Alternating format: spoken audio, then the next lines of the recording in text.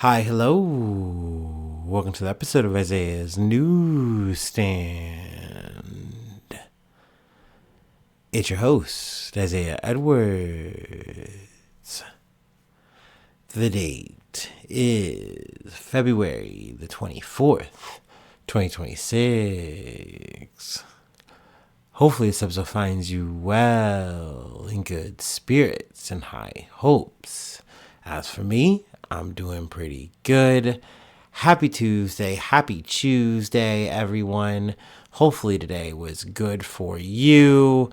I know I said up top that it was a good day, but I gotta be honest, it was rough. It was messy. But we got through it. We got through the day. But yeah, we can just go ahead and just start from the top. Overall, we got up okay, felt, all right. Got ourselves together, got to work on time. We were immediately beset with an issue of the crusher being pretty close to full at the start of the day. They were running behind at Rumpke yet again. And, I'm used to that. That's not new. It is what it is, even with, me being in a new department or whatever. But I kept getting hit up on the radio. I kept getting people asking me questions the longer it went on, which was just making me more stressed out. Plus, it was so cold. And to be honest, I just didn't eat well last night. So everything was kind of culminating together in a really bad way, just at the top of my day. And I was getting really frustrated, but I was also really tired and cranky. There just wasn't much I could do about it. I just kind of had to take it out, kind of had to thug it out. And then plus I was thinking about how my weekend was going to line up with some of the things I'm, trying to plan or whatever. And, just kind of looking towards the future, potentially, whatever. I was just like, I think I need to make a change in how I'm doing my laundry weeks. And I think I need to start doing my laundry on the weekday, which is crazy to me. Every time I have this thought, I'm like, you're being crazy. Because it just means that you're going to be so busy on a work day just so that you can have some free time on the weekend. But I'm like, we got to try. We got to roll the dice. And I realized that the best days to do it is either going to be Monday or Tuesday, because that's usually when it's busiest at the gym. So I kind of get to make up for that day. Worst case, if you have to scrap it, that's okay. Or if you do less, that's okay. So I was like, all right, so I guess we're deciding that today's just going to be the worst day. And I'm like, yes. So we were coming to these conclusions. Meanwhile, I think I get back from my first break. They're finally changing out the crusher. Awesome. I'm thinking the day, at least for work, is going to, fall into place. I'm still getting hit up about, cardboard buggies. They're stressing out about it. At one point, my lead comes down, and I'm like, I'm trying to be as nice as I can. Like, what do you want? And trying to say it as nice as I can.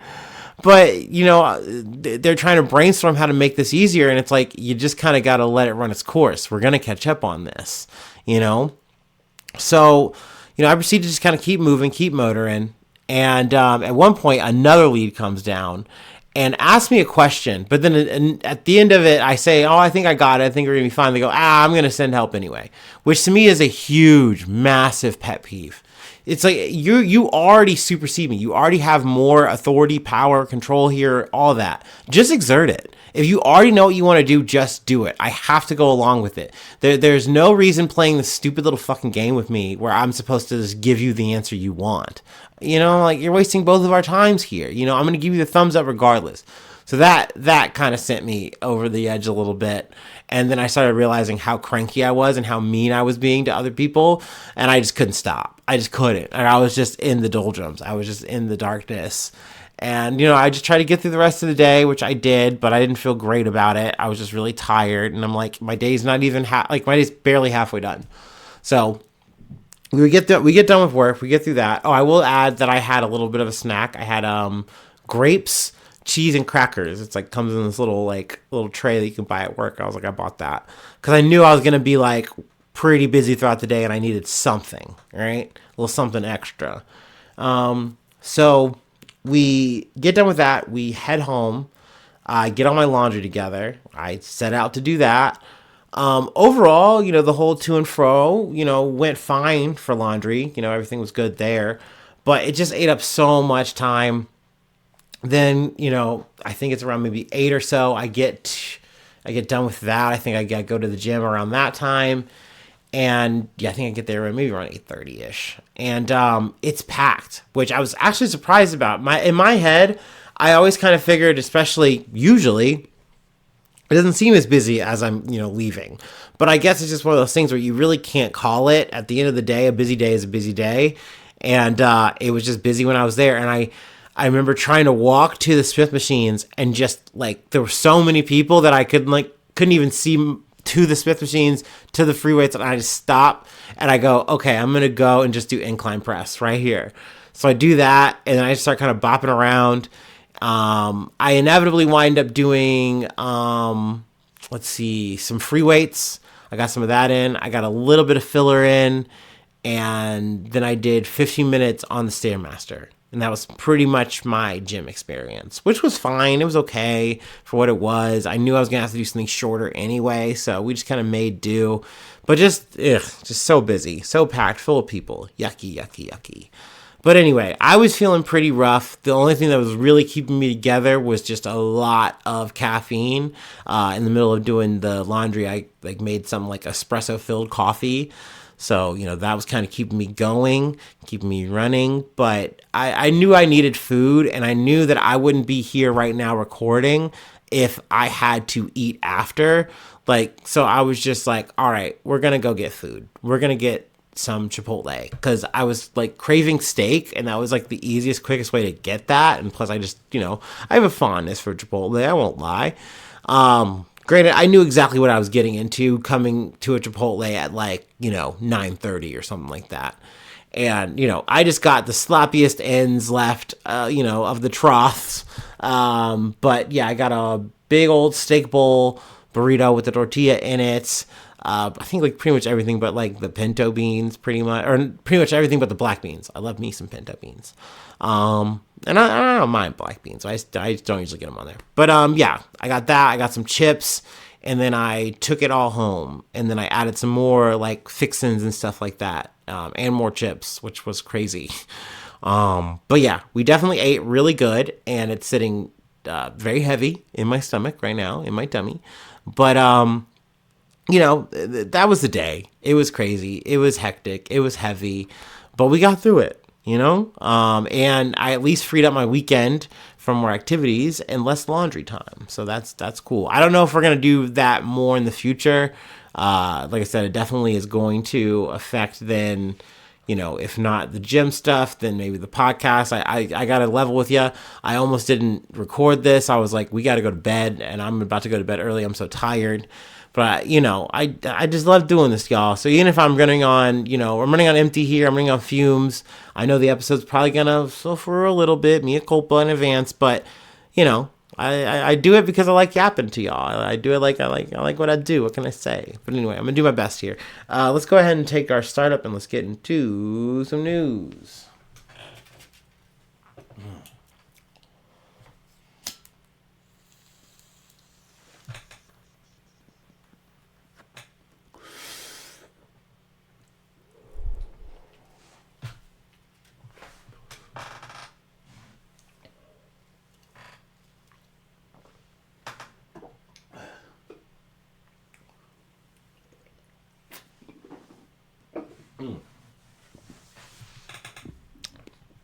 All right.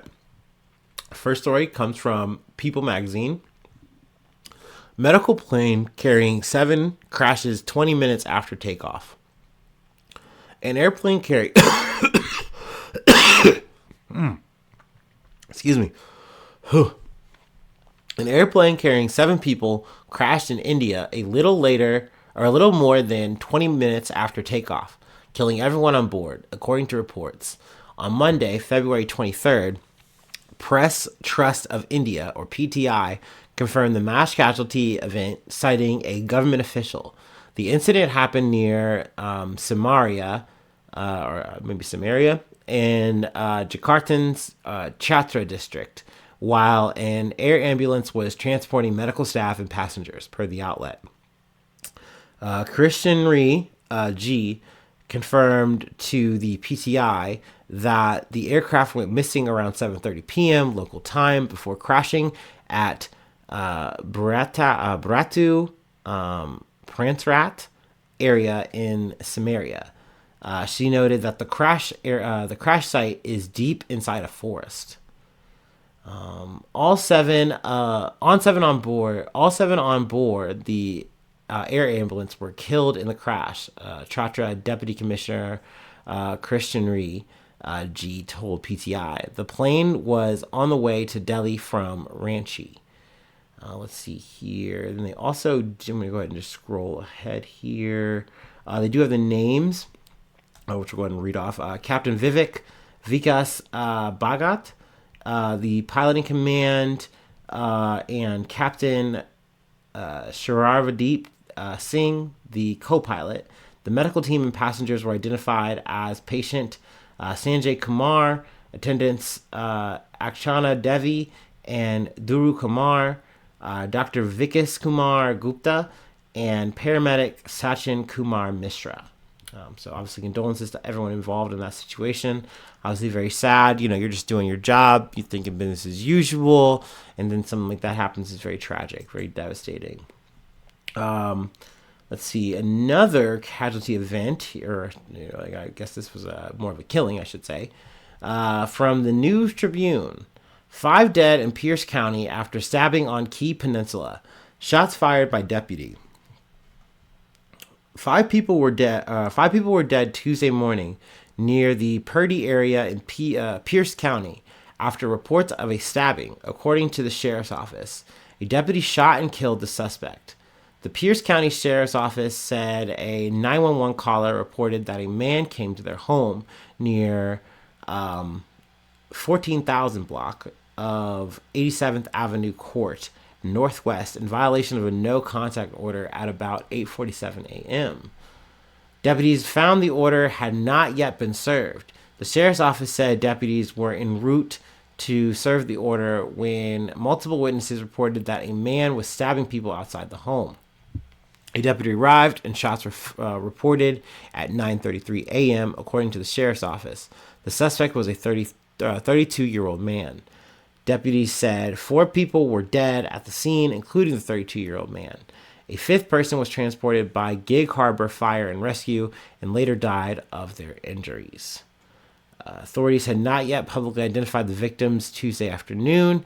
Officer Shelby Boyd, a Tacoma police spokesperson who addressed news media at the scene, said all the victims appeared to be adults. Then they kind of go through, just talking about, the situation at hand with the order, the no contact order. Obviously, that's, very sad situation that it was something that was being processed, but not fully all the way or something to that effect. And, all the same that, something like this happens.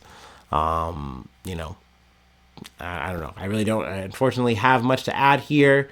It is a disturbing, sad state of affairs, I guess you could say. But speaking of state of affairs, we do have a state of a union that I wanted to just quickly cover. It wrapped up, I think, a bit after, me deciding to, get done inhaling a burrito. So I was like, all right, let's just do a quick rundown, though it's not going to be that thorough, that's for sure. From NPR, for starters. Trump cheers Republicans, scolds Democrats in State of the Union address. President Trump opened his State of the Union by putting his presidency in grand historic terms, acknowledging the nation's 250th anniversary while also declaring the golden age of America. Tonight, after just 1 year, I can say with dignity and pride that we have achieved a transformation like no one has ever seen before, and a turnaround for the ages, he said. We will never go back to where we were just a short time ago. I like that he says stuff like this, but then at the same time, we'll also still keep crying that the Democrats have been holding him back so much, and the Biden administration had did so much, damn near revocable, unchangeable things, but he was able to make it happen, and things are going to be so good. It's brother, if that's the case, then why is your approval rating 40%, dog? Why is everyone not liking your vibe right now? Why are you fucking sticking up I don't know, whatever. Americans may see that as a celebration or a threat, depending on their party. Trump's speech is delivered before an intensely divided public.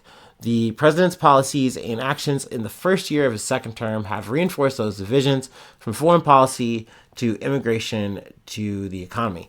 Oh, also, I know we talked about tariffs. I wanted to make, I guess, a bit of an edit, though. It's hard for me to say it's a correction or an edit because he did say that he was going to crank that shit to 15%. And then in practice, come Tuesday, he said, okay, actually, I'm going to taco that down and keep it actually at 10. I don't want to raise the volume yet. It's like, man, come on, man. He flip-flops that shit so much. It's so fucking annoying. Let's see here. I mean, tariffs is one of the things he talked about. He hit a lot of the hits. Now, when I say he hit a lot of the hits, doesn't mean he hit them actually correctly. He just kind of likes to say some things, and then he hopes that you don't go and fact check them. And if you do, he doesn't care. So that just is what that is. Let's see. I did want to kind of at least reference from the Associated Press. Trump will lay out his midterm agenda at the State of the Union. That is more of a thorough breakdown. If you want to read all of that, go through all of that, more of the details. Does have a bit of the picture that I have referenced with Al Green. Black people are not apes, in reference to the Trump social post that Trump retruced, even though he said he didn't watch it all. He just had the vibe with the Lion King. He liked it, but okay, buddy. I don't know. There was all kind of bullshit said, like I said, a lot of the hits where he just kind of says, hey, I'm going to make this thing up. And then, you can buy it or you cannot. I will say there was something where he was going to have some kind of account thing where he was going to add, I think, $1,000 for like retirees or something like that. I was kind of surprised that he mentioned something like that because for a conservative, it kind of seems a little socialist. But I don't know. Obviously I'm kind of not paraphrasing, but that's by comparison to what you would normally expect from a conservative Republican, especially a conservative Republican like Trump. It's like, oh, well, that sounds actually not like the worst, but I'm sure the devil's in the details there, and that's if he even can make that kind of thing happen.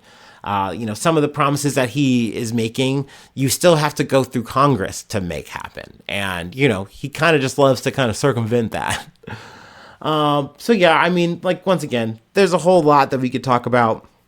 Spend more time on if I had more energy, and just really if I just had more energy and some time, if I had the power to use a click remote and just give myself an extra hour or two, maybe we'd talk about it a little bit more thoroughly. Maybe we'd do a better, bigger rundown.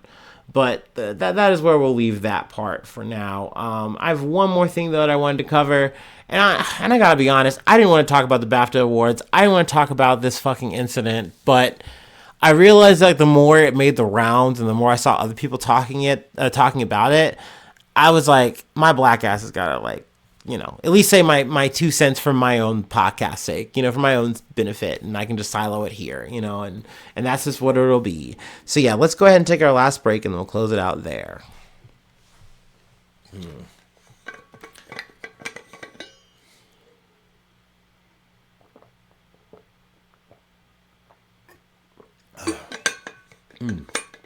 We started with people, we're ending with people.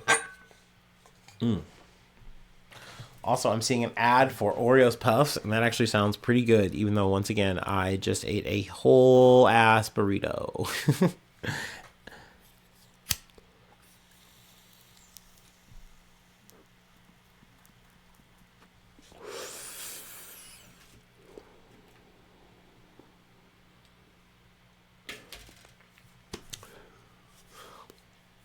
Tourette's advocate John Davison, who yelled N-word as Michael B. Jordan presented at BAFTAs, breaks silence after incident.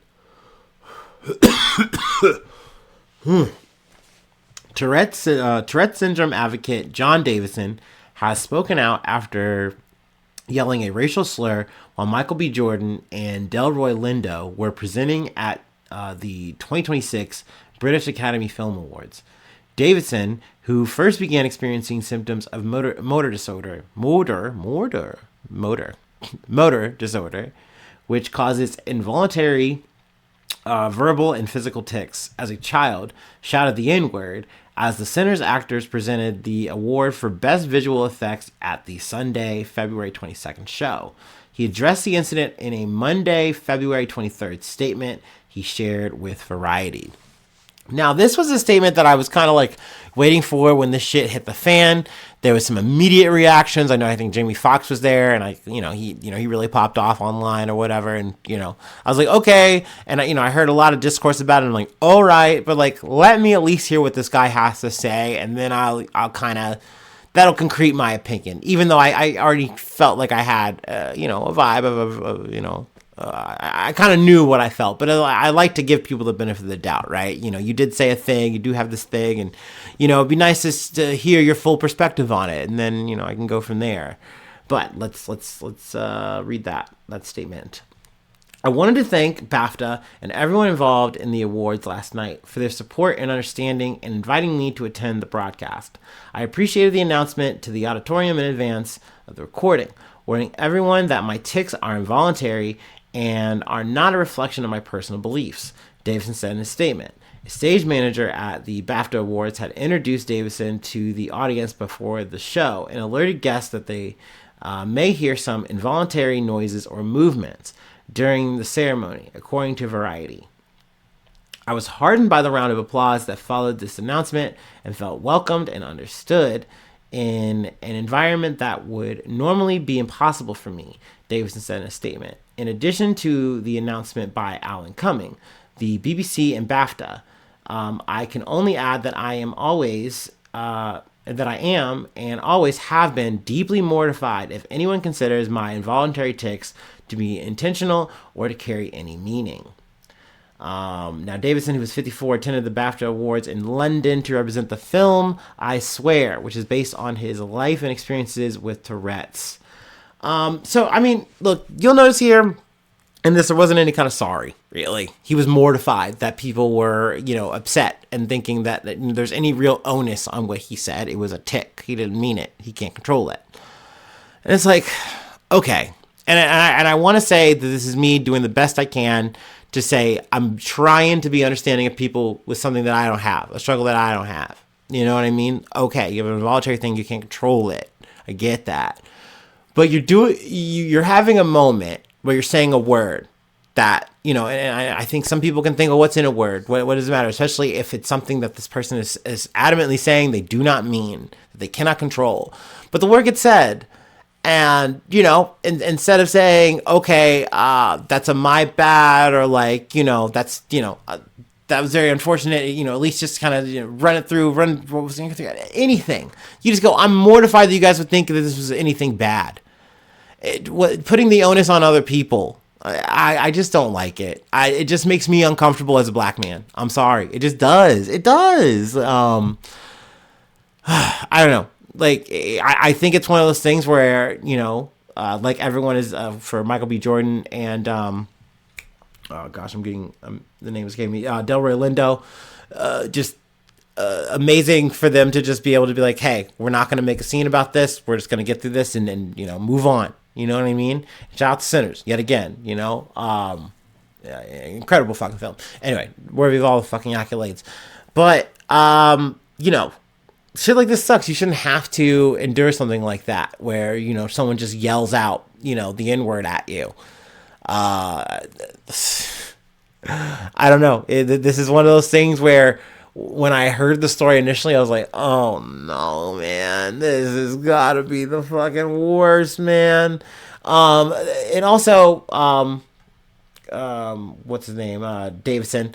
He also had a couple of moments where, he said like, fuck you, fuck this type thing, like that. Once again, utterances that you have with Tourette's. And look, I even had, to get anecdotal, I have seen, I have a situation even at work where I have a coworker that has Tourette's. You see that, you just got to be mindful and that's okay. Things are all right. And it's a physical tic. So it's just that. Luckily, I haven't yelled the N-word or anything out loud. That'd be crazy. But yeah, man, I don't know.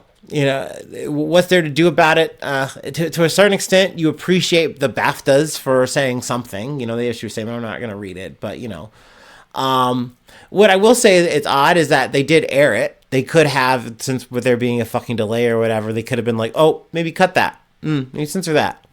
But they didn't. They ran that out in full. And I definitely know that because I come to find out that there was a person or, a group or whatever that had mentioned Palestine in a speech, and that got censored out. That didn't make the fucking live airing, recording, whatever. So, you were able to be mindful of that so that you can make sure that, there was no Zionist that was going to get mad at you or yell at you. But, for black people, oops, we were just so stun-locked by that moment. It was so crazy. Wow. And we didn't even, kind of hear it. Oh, it was just kind of wild. And then, oops, there it was. They said, Davidson said it. Oops, Tourette's are crazy. Look, I once again, this is not me trying to downplay Tourette's or, assume anything of that. To say, oh, well, you can control this, you could do this, you could do that. Blah, blah, blah. No, I don't have it. I can't walk a mile in their shoes. But I will say, being a black man, it never feels good to see that. And then once again, to just see Davidson's response, to just be like, I can't believe people are mortified at this. I can't believe people are upset about this. I'm mad at them. Like, I'm mortified, whatever. Like, I don't know. So it fucking goes. So it is. I don't know, man. But yeah, that's it. I felt compelled to at least talk about this somewhere out loud into the void, into the nether, whatever. So there it is. But that's it. That's where I'll leave it for today. What a day. What an episode. We are closing out. Technically for me, it is right before the midnight hour. So, looks like I made it, even though you guys are going to be hearing this on Wednesday or something. But whatever. That's cool. I love that for us. Anyway, let's see. If you'd like to help out, support the effort, I do have a Patreon. Patreon.com/IsaiahNews. Become a newsie today. Free ways to hit me up, IsaiahNews1@gmail.com. Feel free to follow me or the podcast on any of the socials. Subscribe to the YouTube, follow on TikTok, follow on Spotify, follow on Apple Podcasts, wherever you like to listen. Excuse me. Leave a like, leave a cool comment. Sharing is always caring. 5 stars on Spotify, 5 stars on Apple Podcasts are always appreciated. But if you don't do that, that is A-okay with me. You just hanging out here, listening is great. Hopefully we can do that again sometime. Hopefully I'll be, in just better composition, better disposition. But yeah, knock on wood for that. But yeah, hopefully I see you soon for some more good news. I love ya. Bye-bye. Mwah.